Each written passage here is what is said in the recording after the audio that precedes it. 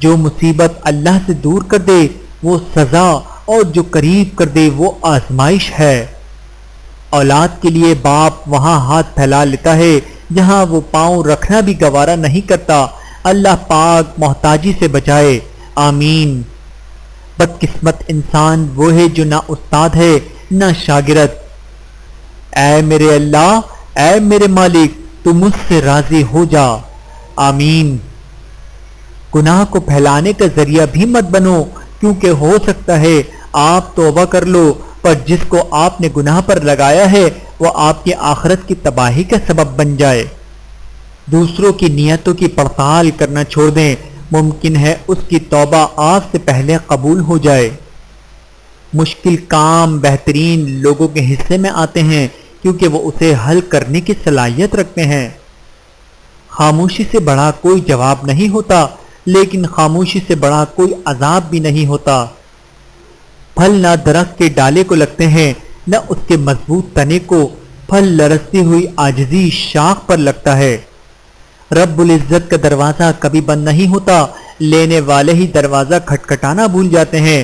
اس کائنات میں صرف اللہ کی رحمت کی دکان ایسی ہے جہاں خریداری کے لیے اگر جیب میں کوئی نیکی نہیں تو آپ ہاتھوں پہ چند آنسو رکھ کے جو چاہے لے لیں۔ بے شک اللہ بڑا مہربان اور نہایت رحم والا ہے۔ جب آپ سے غیر ارادی نیکیاں ہونے لگیں تو شکر ادا کریں، کیونکہ وہاں کہیں اوپر سے آپ پر نظر کرم ٹھہر گئی ہے۔ محنت اتنی خاموشی سے کرو کہ تمہاری کامیابی شور مچا دے۔ تم استغفار کرو، اللہ تمہاری ہر کمزوری کو قوت میں بدل دے گا۔ زندگی گزر گئی سب کو خوش کرنے میں، جو خوش ہوئے وہ اپنے نہ تھے، جو اپنے تھے وہ کبھی خوش نہ ہوئے۔ جب آپ کسی کے راستے میں روشنی کرتے ہیں تو آپ کا اپنا راستہ بھی روشن ہو جاتا ہے۔ اللہ پاک ہم تیری پناہ چاہتے ہیں ہر برے دن سے، ہر بری گھڑی سے، آنے والے وقتوں کی آفتوں، بلاؤں، مصیبتوں، پریشانیوں، غموں، فکروں، دکھوں اور بیماریوں سے ہم سب کو ہمیشہ اپنی حفظ و امان میں رکھ، آمین ثم آمین۔ بہت زیادہ مضبوط دکھائی دینے کا ایک نقصان یہ ہے کہ لوگوں کو کبھی یہ خیال نہیں آتا کہ آپ کو بھی تسلی کی ضرورت ہو سکتی ہے۔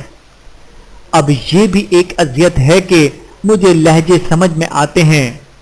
کسی سے بدلہ لینے کا مزہ 2-4 دن رہے گا، لیکن کسی کو معاف کرنے کا مزہ ساری زندگی رہے گا۔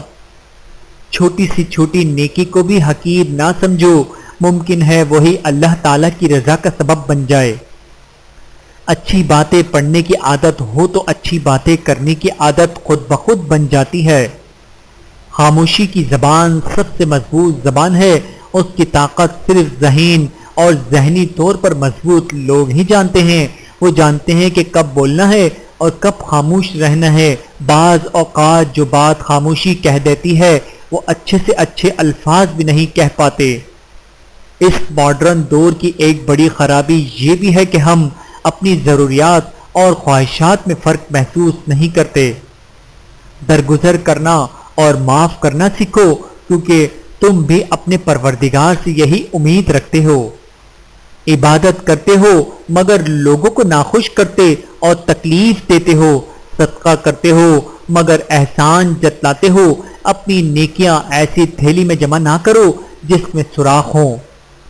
درخت جتنا اونچا ہوگا اس کا سایہ اتنا ہی کم ہوگا، اس لیے اونچا بننے کی بجائے بڑا بننے کی کوشش کرو۔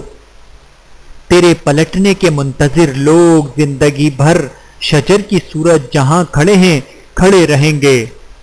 برائی کی مثال ایسی ہے جیسے پہاڑ سے اترنا، ایک قدم اٹھاؤ تو باقی خود بخود اٹھتے چلے جاتے ہیں، اور اچھائی کی مثال ایسی ہے جیسے پہاڑ پر چڑھنا، ہر اگلا قدم پچھلے قدم سے مشکل ہوتا ہے مگر ہر قدم پر بلندی ملتی ہے۔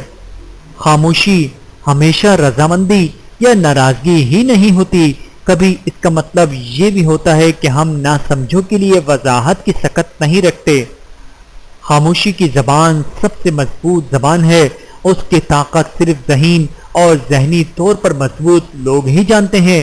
وہ جانتے ہیں کہ کب بولنا ہے اور کب خاموش رہنا ہے۔ بعض اوقات جو بات خاموشی کہہ دیتی ہے وہ اچھے سے اچھے الفاظ بھی نہیں کہہ پاتے۔ زندگی کے 3 سنہری اصول ہمیشہ یاد رکھو۔ اس سے ضرور معافی مانگو جسے تم چاہتے ہو، اس سے مت چھوڑو جو تمہیں چاہتا ہو، اس سے کچھ نہ چھپاؤ جو تم پر اعتبار کرے۔ زندگی ایک پھول ہے اور محبت اس کا شہد۔ الفاظ صرف چپتے ہیں، خاموشیاں مار دیتی ہیں۔ کچھ باتوں کا جواب صرف خاموشی ہوتی ہے اور خاموشی بہت خوبصورت جواب ہے۔ یا اللہ پاک مجھے اس راستے پر چلا جو مجھے سیدھا تیری طرف لے جائے۔ آمین ثم آمین۔